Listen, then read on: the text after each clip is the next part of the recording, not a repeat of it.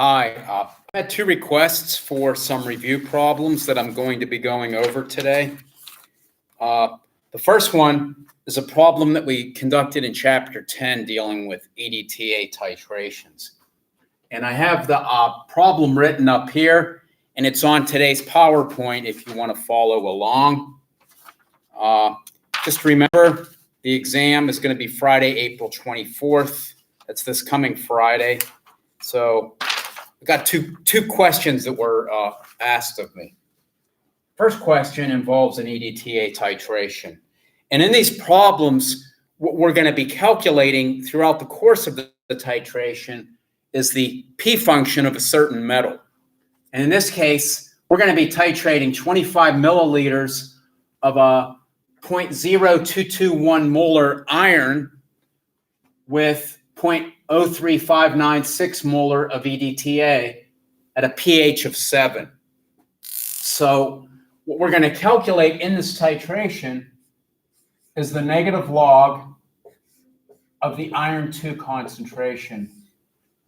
So when we're given a problem like this, there's some important pieces of information to help us solve the problem. The first thing I would go for is to understand the formation constant equilibrium that will be occurring, which is going to be very important when we get to the equivalence point. So essentially what we have in our solution is iron 2 ion, and we're slowly titrating in some EDTA. And what happens is the EDTA will sequester, it chelates it, it captures it, and it creates a complex. And this is happening in an equilibrium type fashion, so I use a double-sided arrow. And we end up with iron complexed with EDTA. And this complex that we're looking at is the most stable form of EDTA. It's the EDTA in its fully deprotonated form. We usually use a Y4 negative to represent the EDTA. So for each iron that's combined with the negatively 2 charged optimal form of EDTA, we form a complex that has a negative 2 charge on it, just in case you were wondering what that means up there. So what we would also need from this information is an equilibrium constant, the formation constant. Now, for this type of problem, we're going to be using a table, and it's given to you on the problem itself. And in the table, we find not the KF, but we find the log of KF for the iron 2, and the log of KF for iron 2 is 14.3. Now remember, we want KF, and we're actually going to modify it a little bit more. The KF for this process for iron 2 is 10 raised to 14.30. Okay? One other factor that we need for this is what we call the conditional formation constant. That's our formation constant. Tells us about this process that's occurring. But remember, we're conducting this at a certain pH, and the pH that we conduct it at only has the most optimal form of our EDTA in a certain fraction. And so what we're going to also need to look up is our fractional amount of EDTA and its Y4 negative form at pH of 7. And again, we would use a table. We would look this up in a table, and what we would find is that this is 3.8 times 10 to the negative 4th.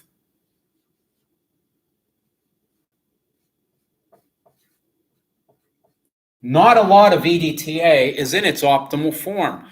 We might want to run this experiment at a particular pH based upon an experimental condition that we find optimal for us.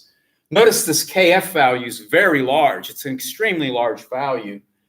What we're going to do is we're going to use this fractional amount with a product of this KF to give us what we call our conditional formation constant, Kf prime. And that's important. Kf prime is simply our fractional amount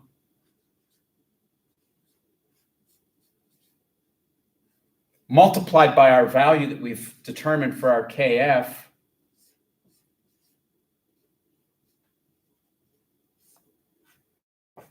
and I'm just going to take 10, raise it to this, and then multiply it by the fractional amount, and I get my conditional formation constant,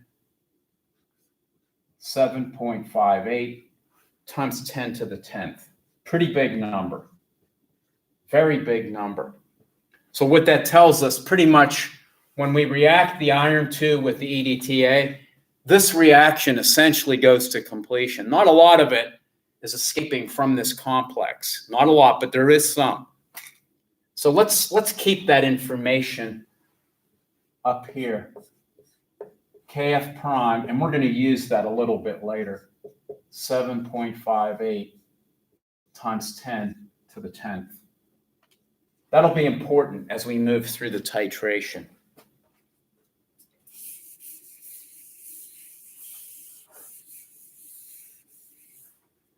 Okay, now what we're going to do, we have all of our information that we needed, and I showed you how to derive that. We're going to go through different stages of the titration. We're going to go at different volumes of EDTA that we're adding. So another important piece of information I would do as a preliminary step, so I know where I'm at in the titration, is calculate the volume to reach the equivalence point. The volume to reach the equivalence point is the point. Now notice these are one-to-one titrations. These are really nice, easy, no stoichiometry to concern ourselves with. For every mole of iron that we have available, 1 mole of EDTA is going to react with it. So the volume to get to the equivalence point, in other words, the volume of EDTA that we're going to require is going to be equivalent to the number of moles or millimoles of EDTA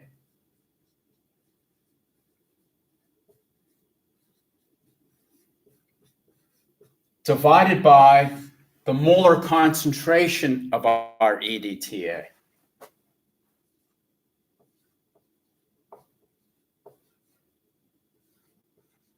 Number of millimole divided by molarity will give us a volume in milliliters.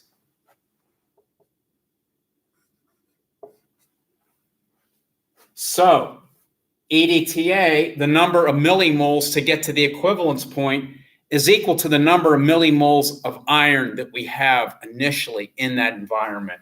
Let's calculate the number of millimole of iron that we have at the beginning of the process. This is the iron that's in there at the very beginning. It equals the volume in milliliters times the molar concentration.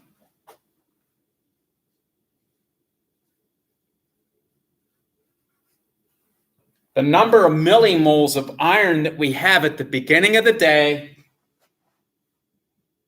0.5525 millimole of iron. That's how much iron's in there, and we're not going to put any more in or take any out. That's the amount of iron that's in this environment. So that's the number of millimoles of EDTA that we're going to need to add to get to the equivalence point.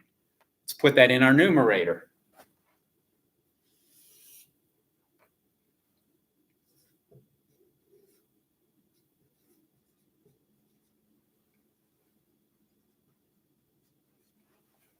.5525 millimole divided by 0.03596 is going to be our volume to get to the equivalence point. That's the volume of EDTA that takes us to our equivalence point, 15.36. I'm going to retain an extra digit, 15.364 milliliters. So that's our volume. Let's keep all this data also a little bit over on here. And I'll be bringing it back later or referring to it. So the number of millimoles of iron that we have at the beginning, going to keep that information 0.5525.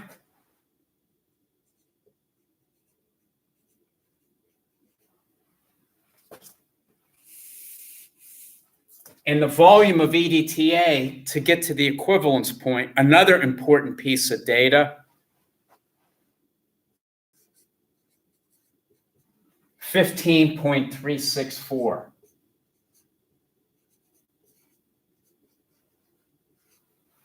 So if you're working this problem with me, these are our data points over here. I'll repeat them so you can write them down. Kf prime, 7.58 times 10 to the 10th. Number of millimoles of iron that we have, that's not going to change, 0.5525. Volume at the equivalence point, that's the volume of EDTA. To get to the equivalence point, 15.364 milliliters. Now we have that's our preliminary steps. Now we can start solving problems. The first stage of the titration we're going to look at is the addition of 11 milliliters of EDTA.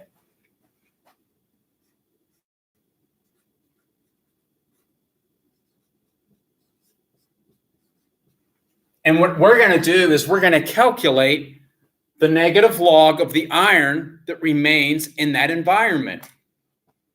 So we're going to calculate the P of iron at this first step. Okay, so let's think about where we're at. That's important in solving this problem. We're before the equivalence point. The equivalence point requires 15.364 milliliters. We haven't added that much EDTA to get to the equivalence point. So what we're working with now is the amount of iron is dictated by the iron that has not yet been sequestered by our EDTA. That's the major amount of iron that's in that environment, the excess iron that's in that particular environment that's before the EDTA's equivalence point is reached. So the way we're going to solve this problem is we're going to set up a table in millimoles. It's like an ice table, but not exactly, because we're working in moles or millimoles, not concentration. And what we're going to do is we're going to determine how many millimoles of iron we have originally. We've already calculated that. And how many remain in that solution, and also take into account the total volume. So let's set up a table. Here's our iron sitting all nice and pretty. Here's our EDTA coming along and swiping it up. And we're forming this complex.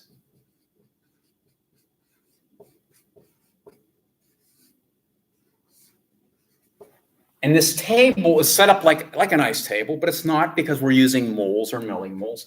We're going to work with an initial amount of millimole. We're going to look at how many millimoles of iron get consumed.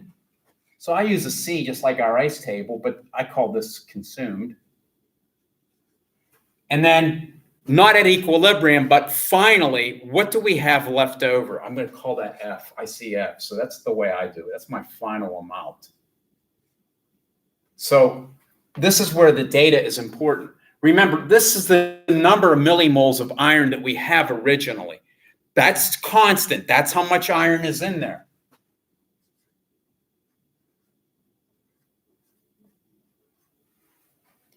How much of it is going to get consumed by our EDTA? Okay, so we've added 11 millimoles of EDTA, and its concentration is 0.035916. Well, let's take the volume of the EDTA and multiply by its concentration. That'll tell us the number of millimoles of EDTA that we've added from our burette. So let's just calculate that over here. 11 milliliters. That's the volume of EDTA. Here's the concentration.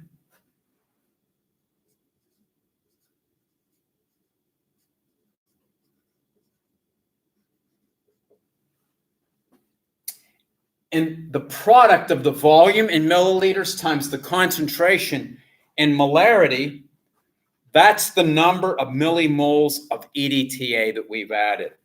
And I got 0.39556.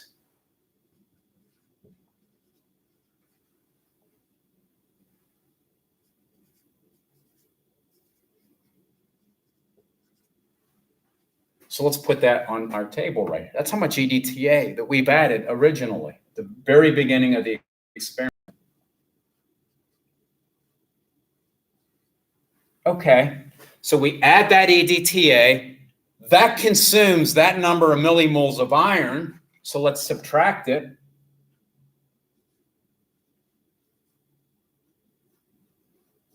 It consumes the EDTA is now combining with the iron. So we don't no longer have any just EDTA in solution.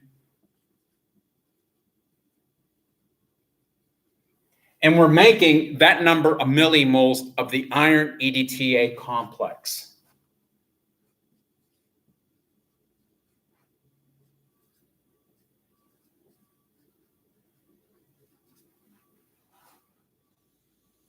So once this process is done, let's see what we have in this environment. So if we take the number of millimoles of iron we originally had and subtract the number of millimoles that get captured by EDTA, we end up with 0.15694. 0.15694. The EDTA is now gone, and it's converted into EDTA iron complex.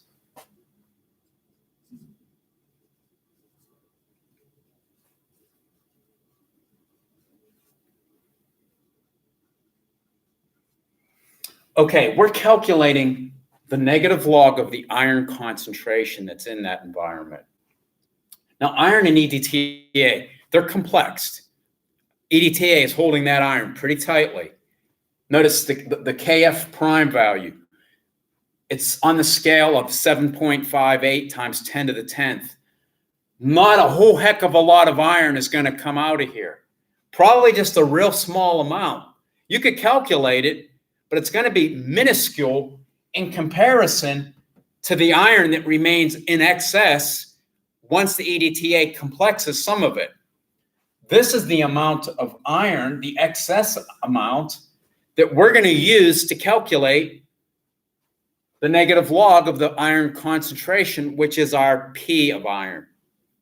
So we need to calculate the concentration because the P of iron is the negative log of the iron ion concentration. The concentration of Fe2, it equals the number of millimoles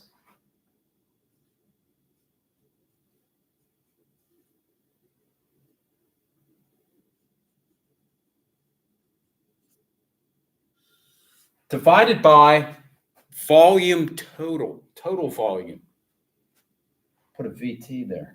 VT, Virginia Tech, nope, total volume. Total volume. Notice we began with 25 milliliters and we've added 11 milliliters of EDTA. The total volume is the combined 36 milliliters.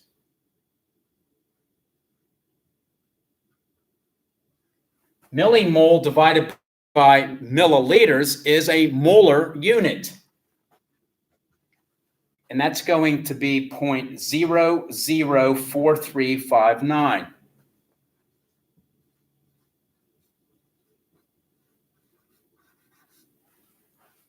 And we're going to use that determining the negative log of that amount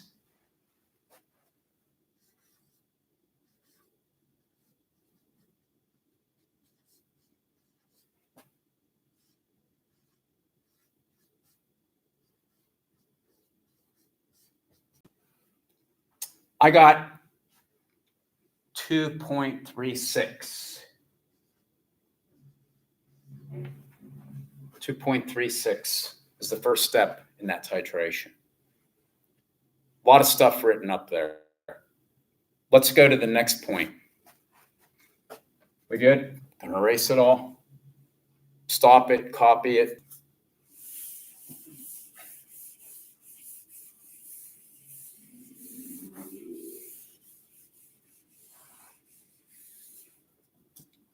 The next stop along this titration at the equivalence point. That's all they say. They don't give you the volume. They just say at the equivalence point.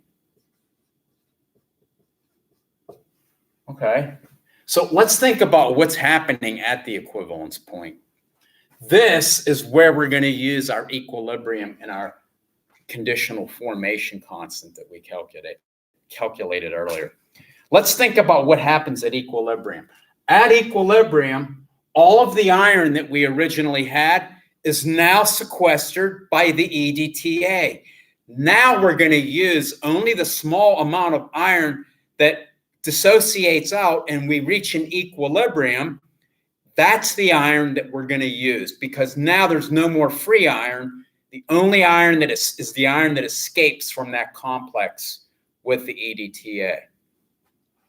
So this case, at the equivalence point, we're going to use an ice table. We're going to use molar concentrations in this case, ice table.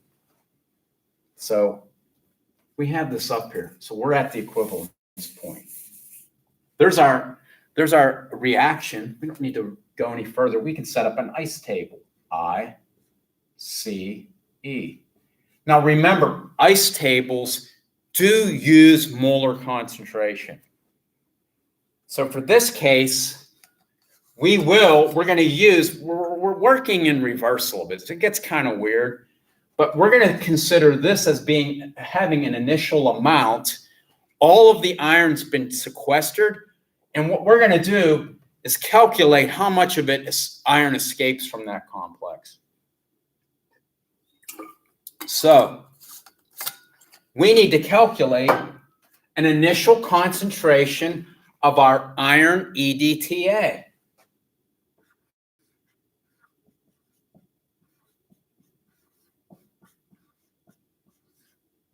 We'll call this the initial amount. Let's go over how to calculate that, just in case you might be like, I know how to do that, but just in case you're having trouble. Now, this is created from our iron. So the number of moles or millimoles of this complex that we create is equal to the number of millimoles of iron we originally had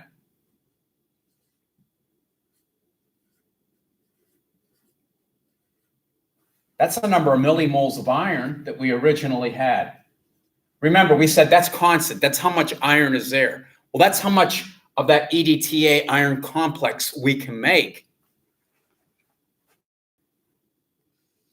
Divided by the total volume. Total volume, once again, is very important. The total volume is the 25 milliliters of the iron we started out with,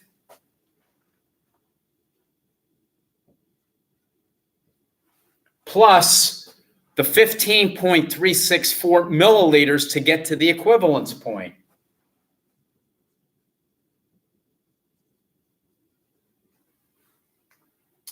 We can calculate its molar concentration under our initial conditions, 0.01369.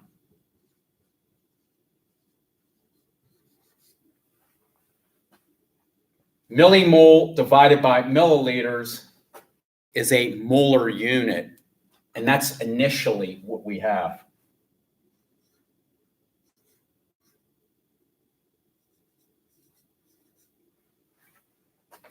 Everybody good? Everybody see it? Stop it if you need to copy that down.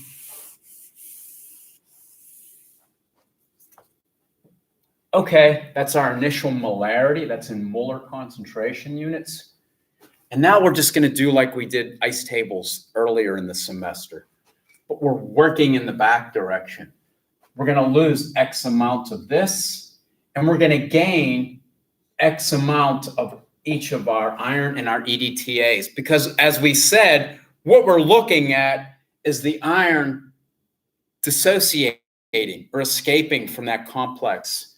And we're using this in a reverse fashion because we have the equilibrium constant written for the forward process. Remember, equilibrium constants depend upon the direction in which a reaction's written. So that's important here. What happens at equilibrium? We have X, and we have 0.01369 minus X. Now, we're simply going to set this up like an equilibrium problem. Kf prime is our equilibrium constant, 7.58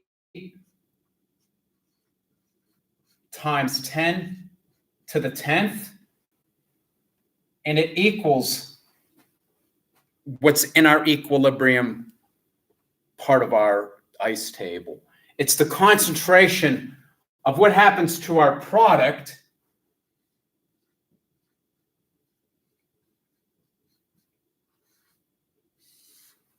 divided by our reactants.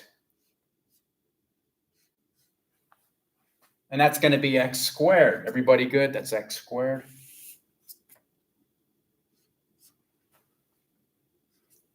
And notice this is a pretty big number. This X is going to be very small in comparison to the concentration that we have originally. So what we can do is we can neglect X in the numerator. Remember, small x assumption. When these numbers are that big, guarantee you a small x assumption is probably going to be okay. Let's solve for X. If we solve for X, X is the square root 1369 divided by 7.58 times 10 to the 10th. And I get a value of X 4.2498. I got pretty precise on that. 4.2498 times 10 to the negative 7th molar. And that's the concentration of our iron. And the negative log of that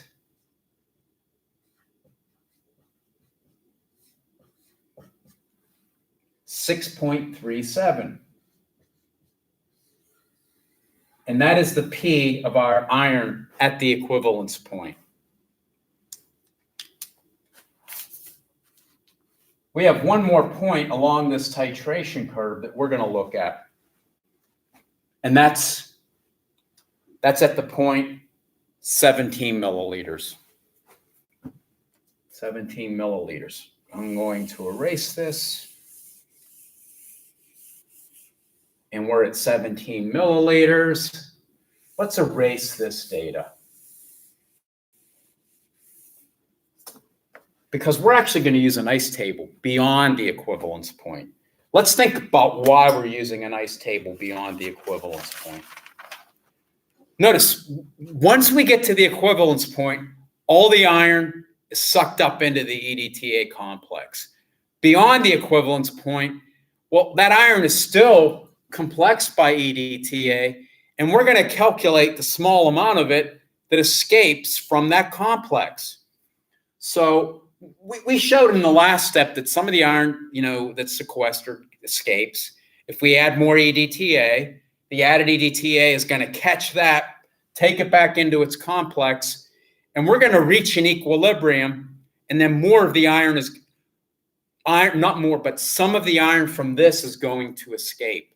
And it's that small amount of iron that we want to calculate. Now, in this situation, we're going to have a different concentration initially because now we have a different volume total.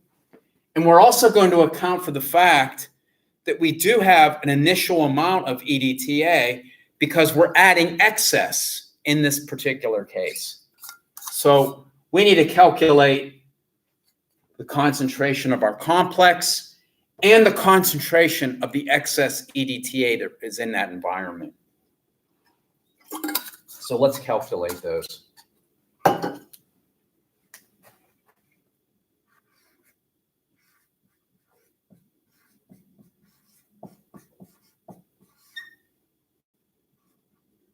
So this is going to be our initial amount when we have excess. I'll put IX. This is our initial when we have excess EDTA. Guess how many millimoles of that we're going to have? Okay, it's the number of millimoles of iron that were originally there. That's how many millimoles of iron are in the environment. That's the number of millimoles of iron EDTA complex we're going to get. We can't change that. What changes, though, is the concentration, and that's because our total volume is changing. And remember, in this situation, we're adding 17 milliliters of EDTA. Total volume in this case is the 25 milliliters of the original iron 2 plus the 17 milliliters of EDTA.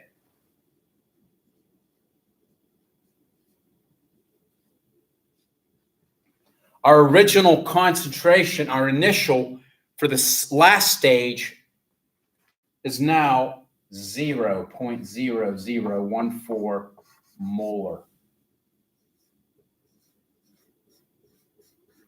So its concentration has decreased. That's because the volume's increased, but the number of millimoles remain the same. We're also going to have some EDTA because we're adding an excess amount. This is a little tricky. Let's calculate the molar concentration of the excess EDTA that we have.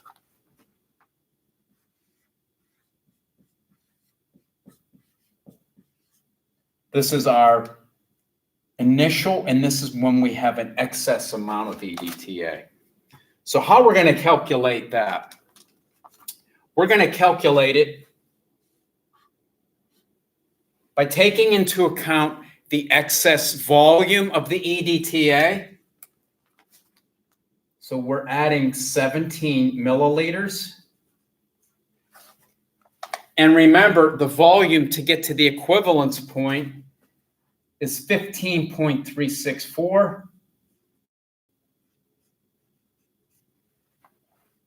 And we're going to multiply that by the original concentration of our EDTA.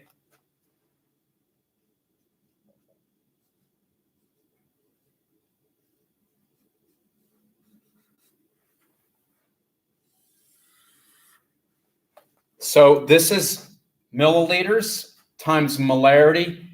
If we take this into account, that'll tell us the number of millimoles of EDTA excess we have. And we're also going to divide by, oh, I'm sorry, that's not right. This is 0.0135, 0.01. Sorry if you're watching, you're probably going to kill me, but that's 0.0. I made the mistake. I was looking at the wrong line. Sorry, everybody, mistake. That's 0.0 in this part of our calculation. Double check that. You'll see that that's what that is. I'm really sorry. Now we need to divide by the total volume. The total volume is 25 milliliters plus the 17. Remember, that's the total volume in that environment. So this is the 0.0014. My mistakes. I am so sorry. And that goes into this part of our graph in our table.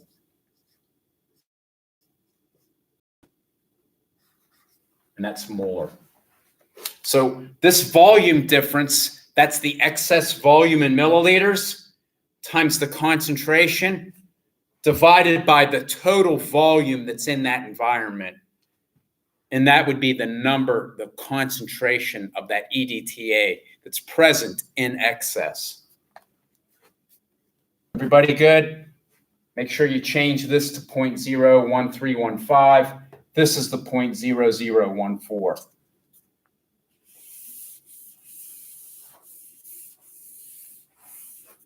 Okay, let's go through the steps that we did earlier. The change is plus x, and this is losing x amount. Equilibrium, this is x. This is 0.0014 plus x, and this is 0.01315 minus x. And now let's solve our equilibrium expression, kf prime. Kf prime, remember, is 7.58 times 10 to the 10th, and it equals our products divided by our reactants.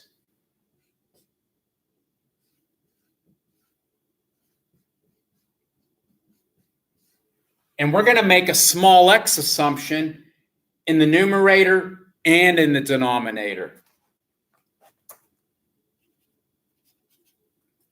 And we're going to rearrange this and solve for x.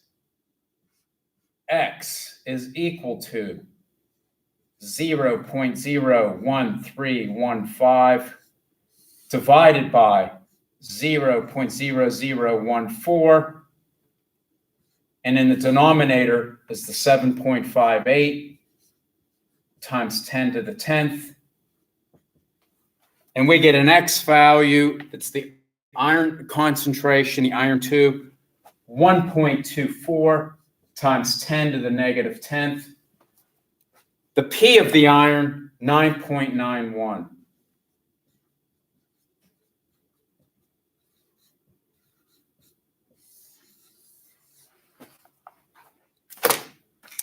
Any questions on that? So that problem, those three steps took about a half an hour.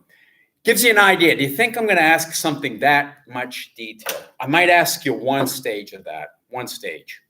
Not probably wouldn't go through 3 or 4.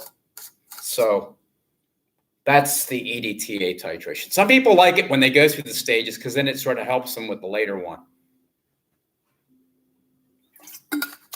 Let's try one more problem. Someone asked me.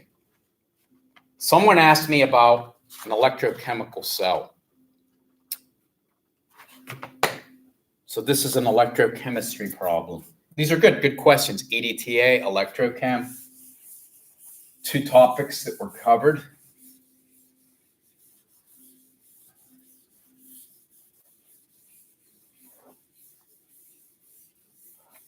So let's go through an electrochem.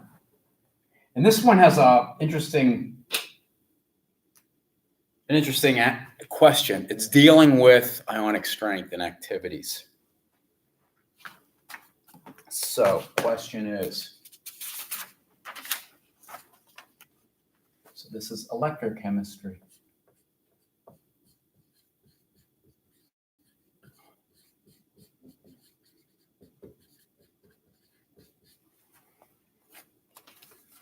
Question's pretty simple. It just gives you a cell, and it asks you calculate the cell potential. And we want to take activity coefficients into account. Now, that's important. On the exam, read the question carefully. If it doesn't explicitly say take activity into account, then don't. If it says do it, it'll give you tables. It'll have little links for tables. If that's not there, don't worry about it. So we're going to calculate the cell potential, and we're giving you the cell diagram.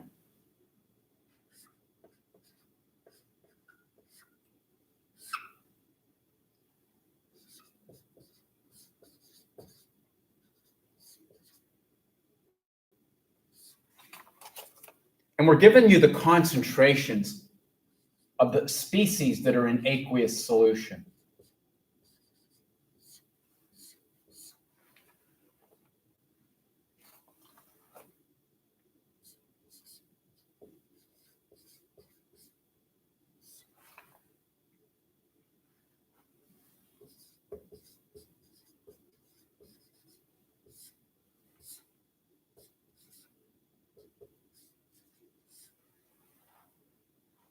That's it. That's our cell. Okay. Question. Think about it. How are these written? How are these written? When I say how are they written, remember we had terminology to describe the different electrodes. Now, when we experimentally set these up, we could set them up in any order that we have room on our laptop or our bench to work with. But by convention, when we write these, we oftentimes have a certain directionality to how these are written. On the left side, we have our anode. And if you recall, what happens at the anode? Anode is where we have oxidation. And on the right side, we have our cathode. And the cathode is where we have reduction.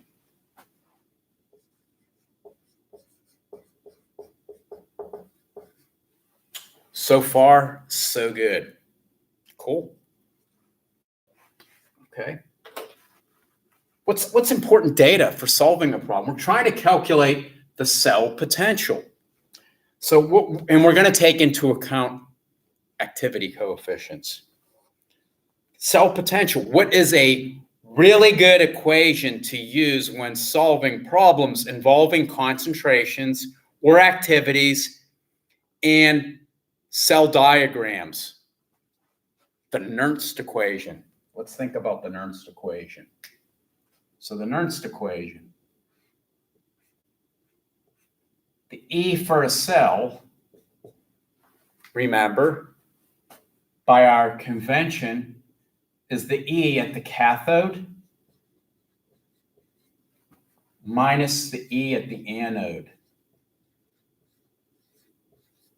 Notice I'm not putting the little dots in there, like the little degree symbols, because in this situation, we're not under ideal standard state conditions. These aren't exactly 1 molar. So what we're going to do is we're going to use our Nernst equation to solve our problem. So remember how we write the Nernst equation for each of our cells. When we write the Nernst equation. And let's think about the E at the cathode. The cathode.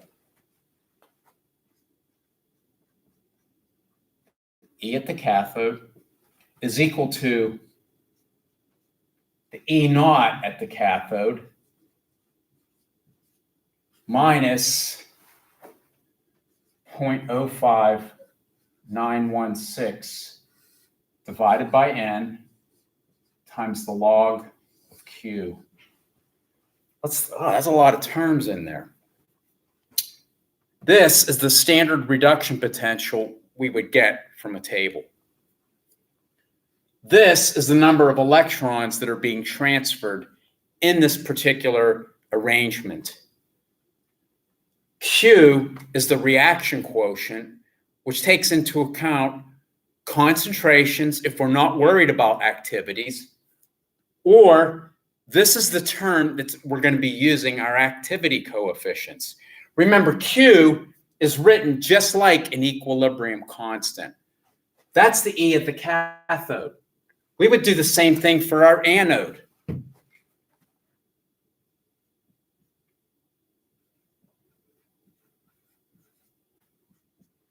E at the anode,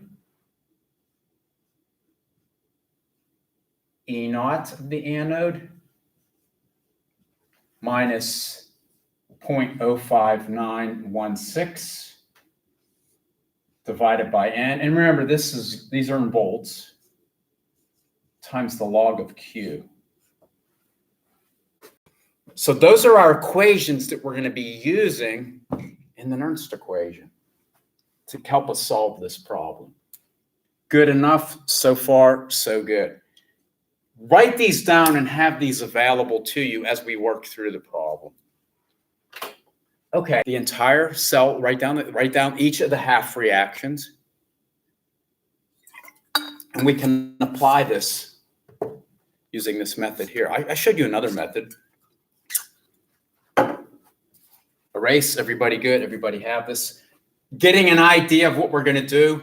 One way to solve the problem is to calculate the E at the cathode and the E of the anode, or we can combine the equations in an overall chemical reaction. Erase it. Cool. Okay.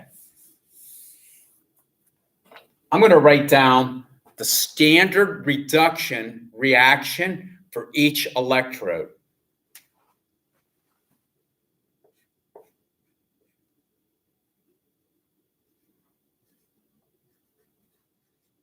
Now remember, the anode is where oxidation is occurring, but by convention, we collect the information of its standard reduction potential. So let's think about what's happening at this electrode right here. We have, in terms of reduction, okay, zinc nitrate. What is zinc nitrate? It's a combination of zinc, 2 positive, plus 2 NO3. Now, NO3 is just a spectator ion. It's not really doing anything in this. Sulfate, we're going to show on the other cell, it's a spectator ion. It's not really doing anything. What's happening in this cell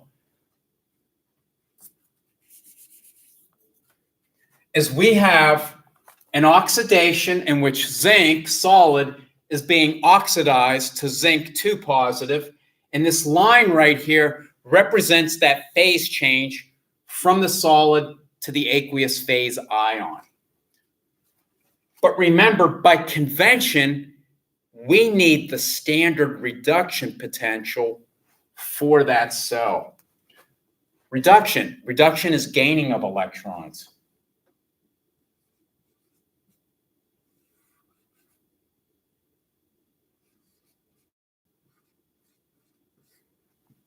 Even though oxidation is occurring in that cell, we need the standard reduction potential. Let's find this from a table. If we look up this in a table, I find that this is negative 0.762 volts.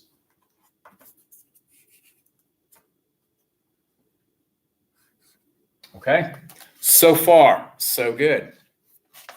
So that's the E of our anode. Let's look at the cathode, what's happening there.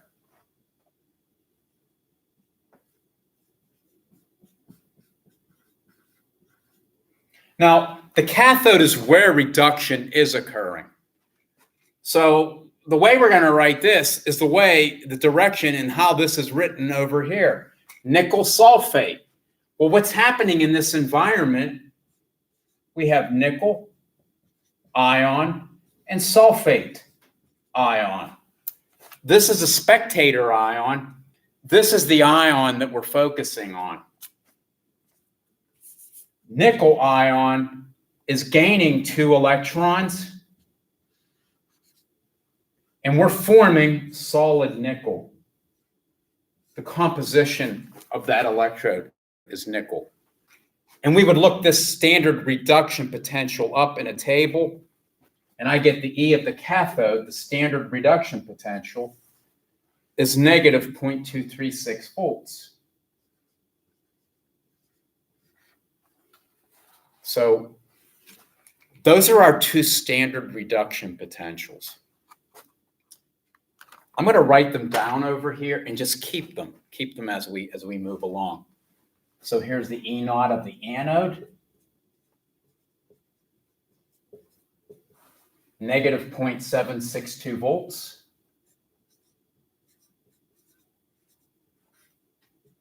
And we have an E naught of our cathode, negative 0.236 volts. That's how we find them. We have to write them as reduction potentials because by convention, we report standard reduction potentials. Everybody happy so far? If I lost you, send me an email.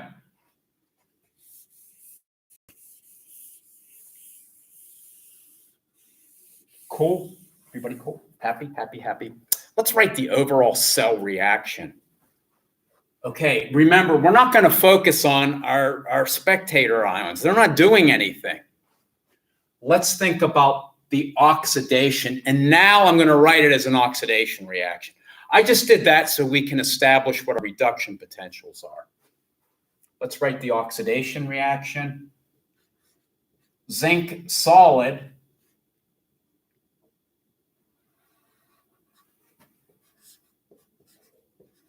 zinc 2 positive plus 2 electrons. Notice zinc has been oxidized. So this is what's happening at the anode. What's happening at the cathode?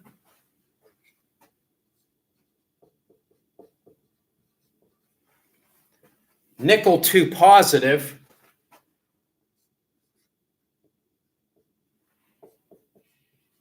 is gaining 2 electrons.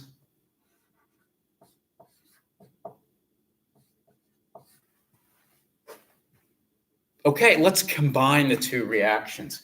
When we combine the two reactions, the electrons cancel out, and we get our overall cell reaction.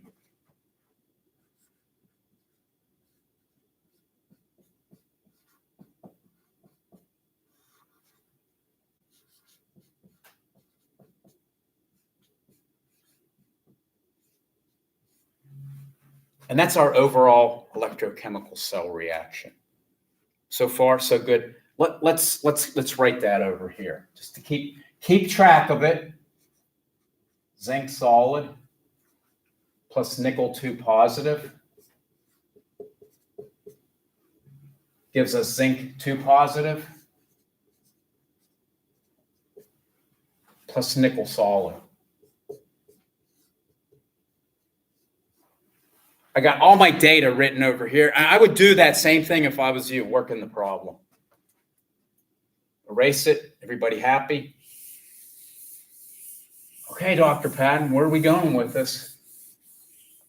We're going to calculate the E of the cell. Now we have all of our data written down. The E of the cell.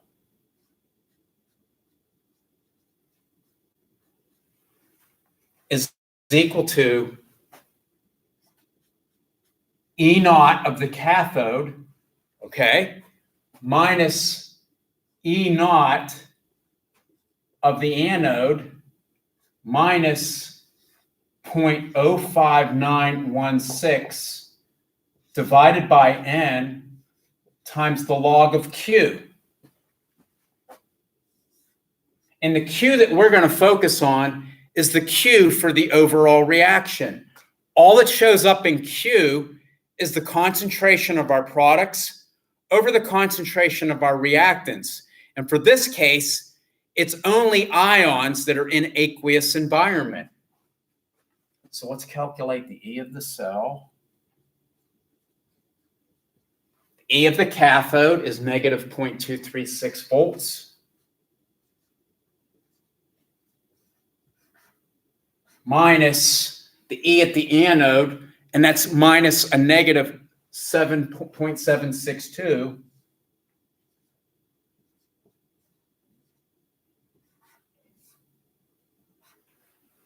Minus 0.05916.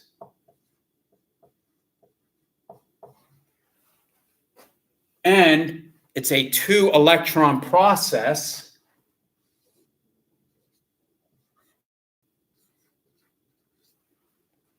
Okay, I lied. It's not concentrations, it's activities. So Q is written like an equilibrium expression. Q for this example is going to be the activity coefficient for zinc times the molar concentration of zinc, and it's the zinc 2 ion, divided by the activity coefficient for our nickel times the concentration of our nickel. That's what Q is. It's that ratio of all of those. Let's put that into our log term.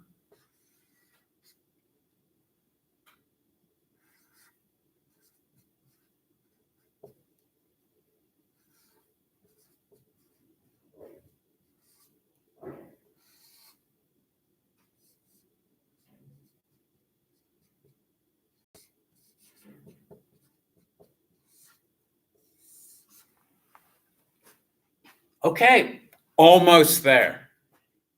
We know what the concentration of zinc is. If we look at our table from before, zinc has a concentration of 0.0034.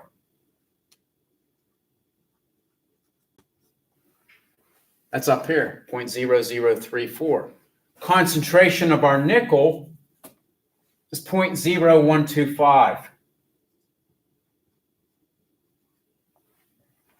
What are the activity coefficients? This is where we have to remember that the two compartments are separate. So here's our anode.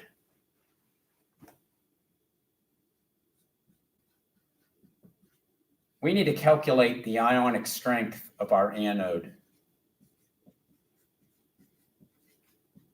Remember, ionic strength is equal to 1/2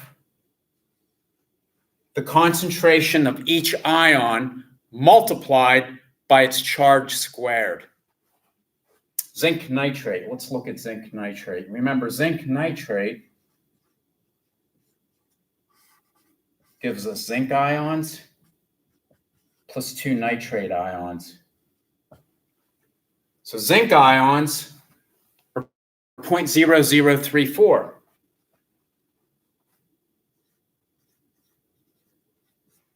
What's the concentration of the nitrate? 2 times 0.0034, or 0.0068. To put this into our ionic strength equation, that's zinc's contribution. Its charge is +2. And we're going to add that to the contribution from our nitrate. And that's -1 squared.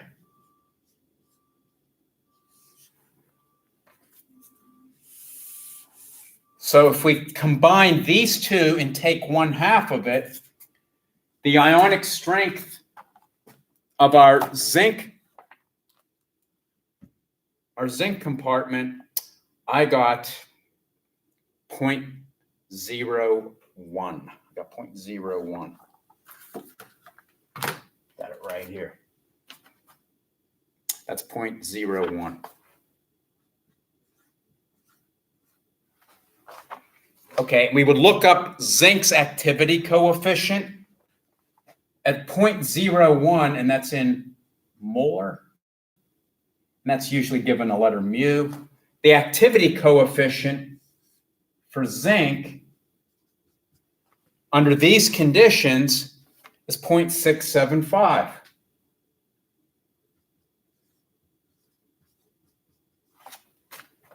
And we're going to put that in here.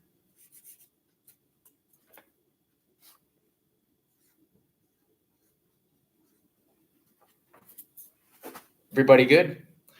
You would do the same thing for the nickel compartment. You would calculate the ionic strength for the nickel compartment. I'll give it to you. The ionic strength for the nickel compartment, you can calculate this on your own. I got 0.05. And the activity coefficient for nickel at an ionic strength of 0.05 is 0.485.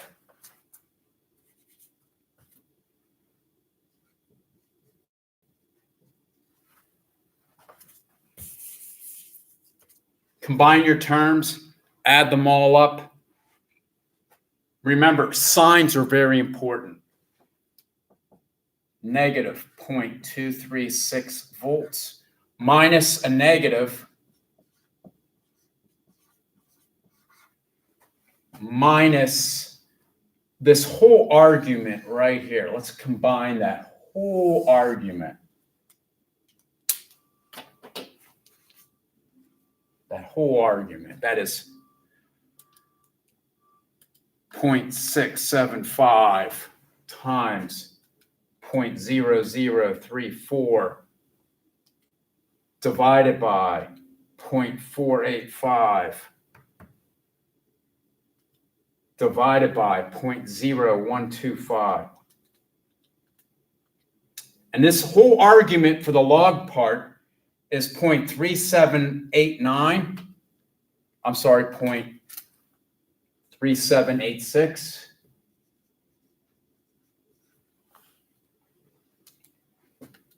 The log of 0.3786 is negative 0.4218.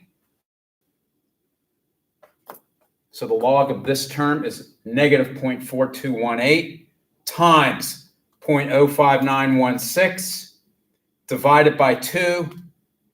And then this term is negative 0.0125. Add them all up. Negative 0.236 plus 0.762 minus a negative, real tricky, plus 0.0125. My answer, 0.0538 volts. That's the answer I get for the cell. Again, if the problem doesn't say account for ionic strength, you don't have to worry about these activity coefficients. Hint, probably not going to ask you to do that. That took me a long time. You should be able to get all through here without accounting for activities in a problem setting.